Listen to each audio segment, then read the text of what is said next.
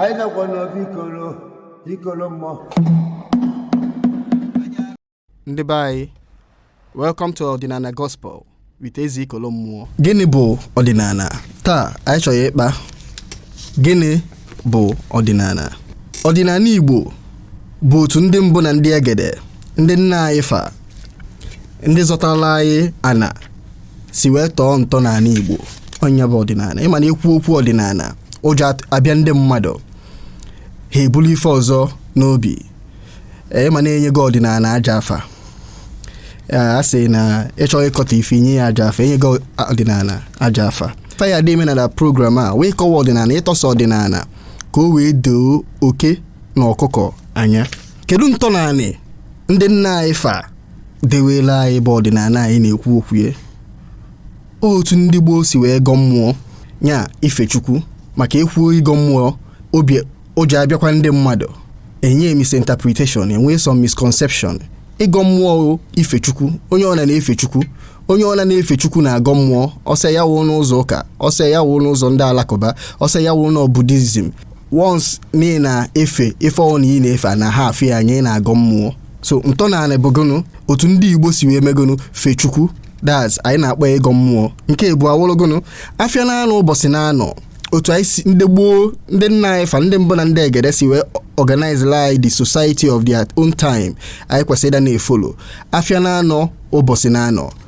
Then the third one wologonu, ọ dị n'usoro akwamozu. Ọdịnala anyị bụ ọdịnala Igbo dị n'usoro akwamozu. Anyị wawu ndị Igbo nwere ka anyị si akwa ozu, anyị nwere ka anyị si anụ nwaanyị, anyị nwekwa ka esi edokwa ngwuru.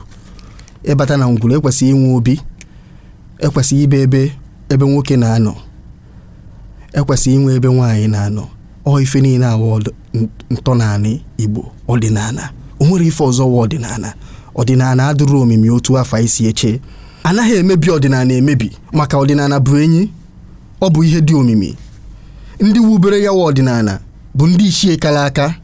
Efu ndị mmadụ asị na ha na-eme family whatever and all those things. Ife ọ na ị na-emebisi do na ngwuru abụrụ ọdịnala. Ha emebi ni ọdịnala emebi, maka ntọnaanị ka ọwụ. Ha wa tinyere ọdịnala tinyere ka ha wee zọta ndụ hawa, ndụ ụmụ ha na ndụ ụmụ ha. Anyị wado ndụ kịta, o nwere ihe ajụgodo onwe na ka ife niile ị na-eme ọkwa ka e wee zọta beru. Anyị wado ndụ kịta, ọkwa ife niile anyị na-eme ewu ka anyị wee megoro ka ọ dụrụ beru mma, dụrụ ụmụ mma, dụrụ ụmụ mma. Otu akwa ka ndị gboo si wee tọ ntọnaanị ka ọ wee dụrụ fa mma, dụrụ ndị be fa mma, dụrụ ụmụ ha mma. Mgbe ọbụla imebili ọdịnala, ọ ga-awa n'afa. Ife ọ na-efu ndị mmadụ mebili asị na ha na-emebi ife ndị nna nna ha anọ, ife ndị nna nna fa melụnụ. Once na ọ warọ n'afa, ịma na ọ bụrụ ọdịnala. Onye ọ na-emebi ha n'ọdịnala, ọ ya awalele n'afa. So ọdịnala abụrụ ife ndị dị ndụ ga-agbanweni. Ife ndị dị ndụ ya agbanweni wugonu omenala. Ihe echenji ni omenala. Ụmụ ụfọdụ ife ndị nna fa melụ abụrụzi otu ha ka anyị si eme kịta. Ndị ife ndị ahụ omenala, a na-echenji omenala echenji, mana a na-echenji ọdịnala echenji. Ndị tonite pụta ife na-agbanwe, ha pụtagasị ha enenegasị ụfọdụ omenala ha nwere ike imegonu ichenji esorozi. Ka nye example, ịma mụ sị na ọdịnala ha agbanwe. Afịa na-anọ ụbọchị na ada agbanwe. Eke, Oye, Afọ, Nkwọ wụ ọdịnala. Afịa na-anọ ụbọchị na Igbo ọ dị agbanwe, mana ị nwere ike si na ụbọchị Afọ ka ndị nna nna efa ọ ndị nna ọfa ji eme ife dị otu a, n'ụbọchị Afọ ka ha ji eme ife dị otu a, ma n'ụbọchị Afọ ka ha ji emekwa nke a. Mana ngwa nwere ike pụtazie ụfọdụ ụbọchị Afọ aha nwere ike ọ ya dụlụ convenient. Inenu ụbọchị ka dụlụ convenient, esi oke ka ebido mewe ife a ụbọchị Eke, ebido mewekwe ụbọchị Eke. Ka anyị kwuo na onwere oku unu na-akpọ ọnụ oku ụmụnna, ma ọ nwere mmụọ na-enye nri, ma ọ na-asị na afọ awa ọkọhọzila ọdụ n'unu ya emegonu, n'unu ya dị eyuzi Eke. Efuna n'unu aha echenji afịa na-anọ. Onye kpa ha na afịa na-anọ ụbọchị na-anọ akasị na anyị nwụzi ife dị ka afịa na-anọ ụbọchị na-anọ. Ịma na ọba aga ọdịnala na-achọ ịgbanwe ọdịnala, mana ihe agbanwe n'ihe maka ọdịnala wee enyi. Ada echenji ọdịnala echenji is the very foundation, the very fabric of the Igbo tradition. Ife ji malụ Igbo afịa na-anọ ụbọchị na-anọ, otu anyị si agọ mmụọ, otu anyị si efe mmụọ, otu anyị si akwa ozu. Let me give you another example. Mgbe gboo adị eni nwaanyị bedi, mana kịta a na-enizi nwaanyị bedi. Mana dị ụtọ na-ekwesịghị ịda na-eni nwaanyị bedi n'ọdịnala na nwaanyị na-aya ebulili ihe wee jee ebe nna eje nie ya maka ife o jere ije dị na onye jere ije na-anachi ya kwa ebe o si wee je ije. Ka ife ndị kịta na-eme enisha nwaanyị bedi, ndị nwe ozu eme ego si ajemenatakwa ozu nwaada. So they have left the physical body for you people and they have carried the psychic body bunaya benne wee jeme ego jenie ye. Nwaanyị ọnwụ na enili bedie ejehob jemenata n'ozie ọwa n'afa. Nwaanyị ji wee na-ekwu that of ọdịnala wo fabric adị echenji. Mana omenala inwe ike ichenji n'enu. Mana ihe echenji n'ọdịnala. Ifu ndị mmadụ ha na-ekwu na nwere onye na-echenji ọdịnala mgbe ọnwụrụ ọnwa n'afọ ha nyecha mkpọtụ ahụ esi n'azụ jeme ego je correct ya that problem ha ya agwa ụlọ. Maka ha hapụ isi aka agba ụrịọm. So onye ọnwụ na-asịrịghị nọ na emebi ọdịnala na-ewe edu. Onye na-emebi ọdịnala si onye dịka onye na-agbasa mmiri n'okwute. Onweghị ka ị na-eme. A na-emebi ọdịnala emebi. Maka ndị fiwelu nyanwa ọdịnala karịrị ngụwa bịara imebi enu. Ịkahụ ha wee dị nsọ. Ọha kịta ndị mmadụ na-ebitegharị ndụ na-apịtagharị ha sịrị na ha na-abịa ichenji ife ndị kafa na spiritual rank with fiwelunu. Enwe ebe ọzọ nkọwali enu nsị ifuda n'ebe odogwudelu wio nwa ewe ofe kepụta bịa ichenji enu. Try ya enu ka ịma na ihe ebi na that compound. Nwa ya nwa ka ịma na ihe ebi na that compound na azin ahụ anyị afọgo. Ọ dịbi unu aka esighị ike ya anwụ ọnwụ ịnụ na-edegharị wio. Odogwude wio nwụọ ụnụ nwadọ ndụ m ego jee edegharị ya gụ na ife unu emeju ife afọ. Ụfọdụ ndị na-adị ekwuwe na ọdịnala dị njọ maka ekwu na nkọtọ nwa ọgaranya karịrị ogbugbu ya. Ife eji wee na-eme ndị mmadụ na-ezo ezo na-eme ọdịnala ọ na o nwere ndị bịa be anyị sikwazie na ọdịnala be anyị dị njọ. So anyị chọrọ inene ka anyị maa na ọdịnala adị njọ. Ọdịnala adịrọ njọ. Ọdịnala adịrọ njọ. Nke wee eziokwu dị na o nwere ife dị njọ, o nwere ife dị mma n'ụwa. Ife onye na-achọ ka ọ na-afụ. Isi na ife edo njọ ọ dụlụghị njọ. Isi na ife edo mma ọ dụlụghị mma. Then ndị sụrụ oyibo sị one man's meat is another man's poison. That thing ụdụlụghị njọ nwere ike nwe onye ọdụlụ mma. That thing ụdụlụghị mma nwere ike nwe onye ọdụ njọ. Ịbịa na baa ya bụ na-eribe a na-edo. Anyị adị egbu eke. Mana o nwere ebodo ihe eje eke awụrụ nnukwu anụ nyelufa. Ha na-elie, ha na-egbu ya na-eli ọ na-agazilifa. Mana ịbịa be anyị adị egbu eke. So one man's meat is another man's poison. Ịpụtazie ndị ife anyị na-eme adabahọlụ. Ha sị na ọdịnala dị njọ. Ikweta ngụwa ya agazili ọdịnala ya azọ ndụ maka na-ekwu na ọdịnala wụ ụzọ ndụ nyelu onye ọna wụ onye Igbo. Ọdịnala wụ ụzọ ndụ nyelu onye ọna wụ onye Igbo. Onye ọna wụ onye Igbo na-akọta ọdịnala wụ onye chiri ifele emechi ma onye enweghị nghọta, onye aghọtaghị ifewu ọdịnala. Mana onye ọna ghọtara ifewu ọdịnala ezigbo otu onye Igbo anyị emepe n'ọnụ ọnịa wee megụnụ wee kọta ọdịnala maka na ọdịnala bụ ụzọ ndụ. So ọdịnala Igbo adị njọ. The first thing m ekwu that ọdịnala Igbo wụ the easiest way onye Igbo ọbụla ga-eji wee malụgụnụ Chukwu.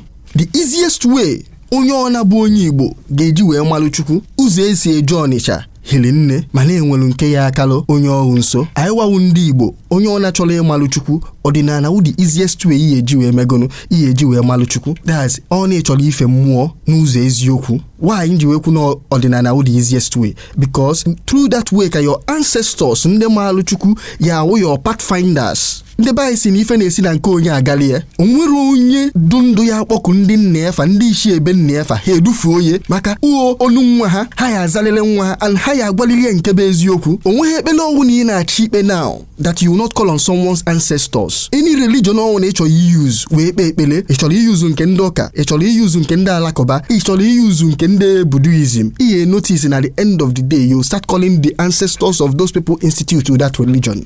ịpụta ifu onye Igbo na-asị nna anyị David ka David si bụrụ nna gị ọ sị nna anyị Abraham ka Abraham si bụrụ nna gị so ngụwa onye Igbo na-ekwu nna anyị David na-akpọ nna anyị David onye Juu David wu onye Juu kpọọ nna anyị David gwagoro m ka onye iche David ya ahụ ya ebu ụzọ wee megụnụ wee zaa mana ọ na nna gị wuo oke afọ ọdụ enyi iwee kpọọ nna anyị oke afọ ọdụ enyi ọ na ọ ya azaghị onye ọna na-ekpe ekpele ọgbaju ha na dọlụ ọ ya akpọwa ancestors of the faith ọha o ji ekpe ekpele. And I'm telling you that the best echo ha n'ime ife aha ogono ikpo your own ancestors because on the nkeru and ha aza ogono osiso. Just like in this physical world ndị bayi segonu n'ozu sibisi oyika oyeme egono ana ụmụ nwanne abịa. In this physical world otu na nwa si wee mebi nne ma nne mana ọ dia responsibility ha ya achọ na ha ife emelienu ha ya ezu na ha nwa ahụ maka ha ya esi wee kpuchie otu ahụ kwa ka ọdụ ka ndị nna anyị fa nọ na ana mmụọ na-achọ otu ha ya esi wee nyere anyị aka ọ na-eme ego ọ na-ekpọkuo ha ọ na-ekpọkuo ha bịa na-enyere gị aka ọkwa ọgọ jụ m njụ ọgọ ọ ịhapụ ha na-akpọ ndị ọzọ ka ife ịchọ ka ha mee so ọ na-ịchọrọ ịmalụ Chukwu ihe akpọghagoro ndị buru gị ụzọ wee mee agụnụ wee malụ Chukwu maka obu onye ụzọ wee siwe ite ka enwe mkpọmkpọ ite ndị nna anyị ha bụ nna anyị ụzọ wee malụ Chukwu ka ị na-eche ka ndị nna nna anyị fa na ha nwaghọ Chukwu iche na Chukwu ọbịa n'ala Igbo ebe ọ na onye ọrụ na ihe amani Chukwu nwee na ndị Chukwu ndị nwana Chukwu tupu i wee bịa na ọ na-ịchọrọ ịma Chukwu n'eziokwu kpọkuwekwa ndị nna ọfa ndị ahụ buru na ụzọ wee malụ Chukwu ha ya emegono ha tụzielu gị aka. That's why nji ekwu that ọdịnala bụ the easiest way onye ọbụla ya eji mali Chukwu n'eziokwu maka ndị nna ọfa ahụ ya enye ụda direction aya aghọghị aghụghọ osike ike ka ịfụ nna ya ahụ nwe aghụghọ ọ bụrụ na ọ dịghọkwu possible mana o siri ike. Number 2, kelee ụzọ ọzọ onye Igbo ọbụla ga-eji wee kwanyelu ndị nna ya fa ugwu karịa ụzọ ọdịnala. O nwere ụzọ ọzọ ihe eji wee kwanyelu ndị nna ụfa ugwu karịa ụzọ gono ụzọ ọdịnala. If you want to remember your ancestors, you have to remember them the way they asked you to do what? To remember them. Ụzọ ha si wee chetakwa ndị nna fa ụzọ ahụ kwa ka ihe esi wee megono wee chetafa anyị wawo ndị Igbo nwere ụzọ edebela anyị eji emegono wee cheta ndị nna anyị fa. So you cannot ordinarily honor your ancestors through another man's way. It's through their own way. Ndị be anyị si na ife afro n'ikpu nne ewu afọ ya na nke nwe ọbụla alụ ọnụ nwere ụzọ ndị nna nna anyị fa ndị bụ anyị ụzọ ndị zọtara anyị a na-si wee ọnọ kwanyere ndị nna fa ugwu ụzọ ahụ kwa ka ihe esi wee megono ihe use maka ndị nna anyị fa anyị na-ekwu afa ha adọghọ na ụzọ nke ndị ọzọ eweta ụzọ ọzọ wụgono ewepụ ha na the reason another reason nje kwu n'ọdịnala adịrọ njọ is that ewepụ ha na ọdịnala nwere ozi ife anyị bụ dịka ụmụ Igbo ọdịnala wụ Igbo.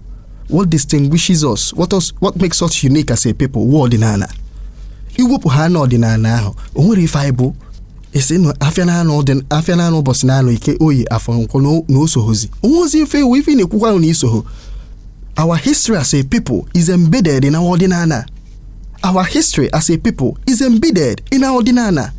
Number 4, ife ọma niile anyị na-achọ dịka ụmụ Igbo ekekere ụwa na ndị nna anyị fadebele ya n'ọdịnala Igbo emego ka ọ dịrị anyị nso through ọdịnala. I strongly believe na onye Igbo ọwụla na-ekpe ekpele through ọdịnala na ọ ya akadoro ya faster ọ bụrụkwa na ikpe ekpele n'ụzọ ndị ọzọ na ya azaghị ndị ya azaghị ya azakwaghị. But I want to believe na onye Igbo yuzuru ọdịnala wee na-ekpe ekpele na ya akazi ekpele ahụ gono faster.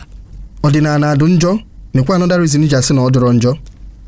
Ọdịnala is the only way as onye Igbo ihe ji wee fulfill that commandment ekwulogono honor thy father and thy mother because it is the only commandment with a blessing attached to it. There is no other way you can honor thy father and thy mother. Wee nweta that blessing don't honor thy father thy mother through what? Ọdịnala. Ihe adịghị eme ife n'usoro ife niile nwere usoro. Ana ewawu ndị Igbo usoro edewela iwu ụzọ ọdịnala. You cannot honor thy father and thy mother outside ọdịnala. Rather, you can only honor other people's fathers and what? Mothers. But you should honor your own fathers and your own mother. Ọdịnala ka you use. Now, I want to clear some misconceptions. With some misconceptions about ọdịnala. I want to clear these misconceptions. Ụfọdụ ndị na-believe na onye na-eme ọdịnala ya eje ọkụ mmụọ. Now, let me say this. I don't know why people always say na onye na-eme ọdịnala ya eje ọkụ mmụọ. Ndị believe na ọkụ mmụọ dị ndị ya eje ọkụ mmụọ. Ndị nna ife amara ife wa ọkụ mmụọ. Anyị wa awa ụmụ ha i believe kwa na ife ha believe. Ọkụ mmụọ ebe. But let's now assume na ọkụ mmụọ exists. Let's assume ka I believe go na ọkụ mmụọ exists. Ọkụ mmụọ exists ndị ya eje ọkụ mmụọ ndị na-eme ajọ omume. Onye ọna kwụ ha n'aka ọtọ. Onye ọna ndị Igbo si ome ife jide ọfọ. Onye ọna kwụ ha n'aka ọtọ bie ndụ eziokwu. Enwere ebe ọ na-achị ije, enwere ọkụ mmụọ ọbụla ọ na-eje. Onwere ọkụ mmụọ na-eje. In ọdịnala, if I believe onye nwụọ ọ nachighị ebe o si wee bịa, ọ nachighị anị mmụọ. Ije m itie ndị nna ụfa. But let's even assume na ọdịnala ha na-ekwu exist. Ọkụ mmụọ ha na-ekwu exist. Ndị ya eje ọkụ mmụọ ndị ajọ omume. And ndị ajọ omume nọ na anywhere ọ na-echọrọ efe ma na ọdịnala ma na ụka ma na alakụba ma na ife ọ na-echọrọ ndị ajọ omume na ndị ezi omume nọ. So onye ọna na-eme ezi omume n'ọlụ ọdịnala o nwere ọkụ mmụọ na-eje. Maka ụfọdụ ndị pụta ha na-atụ egwu ka ha achọghị ije ọkụ mmụọ. Personally, I don't even believe ọkụ mmụọ exist. Number 2, ụfọdụ ndị the misconceptions about ọdịnala. Ụfọdụ ndị sị na na ndị ọdịnala ndị na-ekpere alụsị, ndị idolatry, na ha na-worship idols, na ha na-worship carved wood, na ha na-gụnụ bụ idol. There is no religion in this world that is not involved in one form of idolatry or the other. Any religion actually you must worship idolatry. As in felile idol. Go idol. Idol we father afanya. Or say ya won't know when ke carvel we na akpoku that on a carvel. Or still the same idol. So nda na ekwu na ndị ọdịnala na worship idol na worship kagono idol. Ibata na nke ha I don't know picture the founding member of this one or picture of this one or akpu onye nke adewe or eme this one. All these things are idols. Or na akpa afọ ndị nwụrụ anwụ before, not how founders of their faith. Or no brobo idols can dey feni na ha kwa. So who ndị anọ into idolatry. So onye ọ na accuse ndị ọdịnala of idolatry is also guilty of the same thing. Aka ahịa na-atụ, several fingers are pointing back at you. So all idolatry is a sin. Everybody is guilty of it. Onwere ka ihe esi wee kpeli mmụọ na agwa in all sincerity. Onwere ka ihe esi wee kpeli mmụọ ka ghara run into the danger of idolatry. Is inevitable. Ọ na-echọrọ igwe onwe gị eziokwu. Now, before can end this topic with the 3 most important materials necessary for in ọdịnala. Maka most things anyị na-ada akpọwa as ọdịnala ọ na-eme ife na abụrụ ọdịnala. Ọdịnala dị ụlọ onwe simple. The 3 most important materials do n'ọdịnala Igbo ogono. As in materials. Ọjị, nzu, ọfọ. Ọfọ na-ekwukwa abụrụ isi. Ọfọ na-ekwu ogono eziokwu. Ndị baị si gono omi ife jide ọfọ ha na-ekwu abụrụ isi fa na-agwa ome gono jide eziokwu maka oji ọfọ ya na onye ọ na-eji eziokwu ya emegono ya na. So ọdịnala is based on ọfọ, and that ọfọ a na-agwa ogono eziokwu kwuru na eziokwu. The second one wuru nzu aka amelo, nzu abụrụ aka amelo. We pray with nzu, we welcome visitors with nzu, we even eat it, all the medicinal. Oji, the same thing. Oji is a natural fruit. Ije make communion with our own ancestors or with God. Nyaka ije ekpele ndo ona nwe nke ha ji eme ona agalofa. So, nke ahụ nke anyị, the 3 most important materials n'ọdịnala bụ these 3 things. The basic materials you require for mmadụ practice ọdịnala. Iya no nibe practice ọdịnala. I've told people that you can even do ọdịnala without ijebe dibia. Just like you can live life without even visiting hospital for one day. You can also live life without going to church, without going to mosque. Maka most times, if I onye ona na shona Sokoto di na Sokoto. Iya no ni be we kpoko ndị nna ofa with ọjị na nzu. Iye bi na ego as in ezigbo ndụ. Just by what? If follow the principle of ofo, which is what? Eziokwu. Mal n'ime obi na mkpụrụ onye koloko ya hole mal no mkpụrụ koloko ya hole imegonu, you do very careful. Emal hana understand the ordinary principle of metal obulu n'isi, you do very careful. So atọsana m ọdịnala. Most things a na-ekwe ịgọ mmụọ nọ nke a na-attribute to ọdịnala abụrụ ọdịnala. Ụfọdụ asị na ịgwọ ọgwụ na all those things. O nwere ife dị ọ bụrụ eziokwu. Ọdịnala dị ụlọ onwe simple. Akọwalụ m ya ha ntọnanị ka ife bụ ntọnanị ya nsị gafịa na anụ ụbọchị na anọ nsị otu ndị be anyị si efe Chukwu ka ife eji efe Chukwu ahụ nsị na anyị na-eji ọja, anyị na-eji nzu efe Chukwu, anyị na-eji agodolu ndị nna anyị fa. We pray to them, we commune with them. Jirikwa ọjị a na-entertain our own visitors. Akwụwa obodo anyị with what? Ọfọ. Your daily interaction with people. Ijide ọfọ ikwulu n'eziokwu. These are very simplistic. Nyanwa ọdịnala. Because man living in the society is about social interaction, both with the living and the dead, both with the seen and on the scene. And these are the three materials IGMA. Whether you are interacting with your fellow human being or with nda half wanya.